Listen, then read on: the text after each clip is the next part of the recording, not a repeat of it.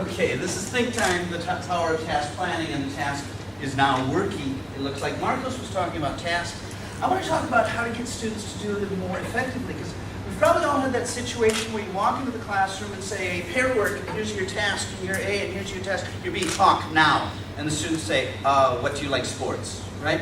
Because we're demanding instant production. What I'd like you to do is quick task. I'd like you to tell a story to yourself. Japanese, please do this in English. Guys, you do this in Japanese. And I'm going to pretend there's background music to make it easier. You're talking to yourself. The story is a story that you know. Romeo and Juliet. Go. Tell the story to yourself in the other language. Dun, dun, dun, dun, dun, dun, dun. All you think of is the music. Yeah, and how many of you were thinking something like, okay, so there was these families that were feuding, and the boy and the girl met at a party, and they fell in love, and some stuff happened, and then they died, right? A bit of a story, and that's what happens in our class when we're demanding instant production. We're locking them into the easiest thing they can say, the simplest thing. What's the solution? A solution, anyway, is think time. Giving the students a minute, 2 minutes to say, what do I want to say? How am I going to say it? And task planning at its simplest is just that. What do I want to say? How am I going to say it? But just taking that minute, that 2 minutes, has some real important advantages. An automatic increase in fluency, which is no surprise because you've been through it once mentally. And anytime you say something a second time, it's smoother, it's more fluent. Task planning also leads to increased time. Increased linguistic complexity. Yeah? And again, that makes sense. You've been through it, you know what you're going to say. When you're speaking in real time, you stop, false start. Yeah, you do this. When you know what you're going to say, you put it together more precisely. You're more complex. And often with a task planning, you'll see an increase in accuracy sometimes. Sometimes accuracy goes up, sometimes it actually goes down, but it's not bad. What's happening is fluency's going up, complexity's going up, you're raising the English to a new level, and so you have mistakes, but these are new improved mistakes. It's actually better, so that's an advantage. We'll talk about when accuracy goes up. Increased vocabulary variety. Vocabulary is not black and white. It's not these are the words I know, these are the words I don't know. There's this other group in the middle called these are the words I'm learning. Task planning, think time, gives students a chance to think of those, to remember those words that they're looking for. Okay? So how do you do this in your classroom? Let me give you 9 quick ideas. Number 1, just give them some time. Literally a minute or 2 minutes.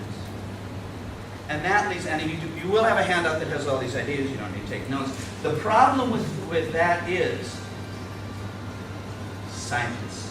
A lot of teachers hate silence. So background music is the solution. Second thing, don't have them do all the questions, have them choose the questions they want. Most books have more questions than they're going to get to anyway. I'd like you to actually try this. This is, think about a time you changed the verb to the past, were very happy. Think about a time you were in a game or contest. Can you actually choose one of these for yourself? If you were going to choose one, what would you talk about? Think about a time you cried. Think about a time you were angry.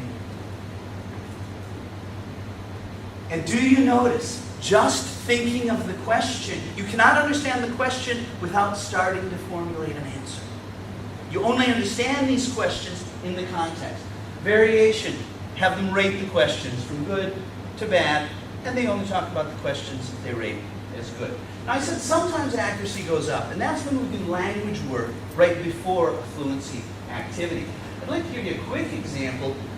The do-it-yourself fill in the blank. There's always a grammar model or a language model. I've given them the model, but haven't put in blank, like my D shouldn't drink beer. And what goes there? Dog. Dad says she does, because it is dog. Put in blanks that can be filled in more than one way, so they have to think it through and they have to pay attention. Pronunciation, silent listen and repeat. You all know listen and repeat, but I want to show you something interesting. Can we try that? Listen and repeat. Where will you go? Where will you go? I'm sorry, where did you go? Where did you go? I went to China. I went to China. No, silent. You're saying it, just no sound. Where did you go? I went to China. When you're silent, you're actually paying attention to the pronunciation. Draw a picture. Japanese students are wonderful at drawing, which means they will take forever. Ban erasers, but tell them as they're drawing, think about what you're going to say and how you're going to say it.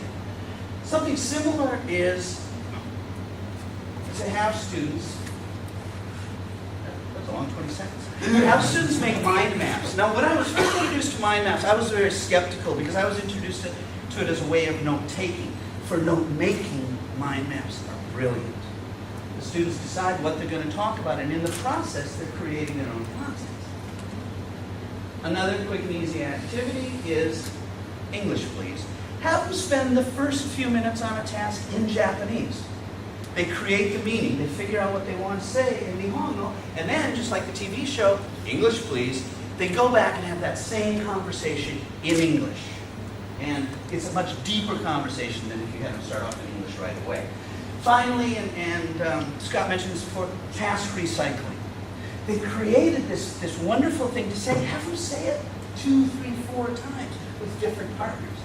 Okay?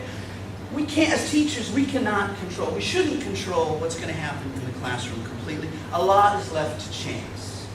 Which brings me to that quote from Louis Pasteur, that chance favors the prepared mind.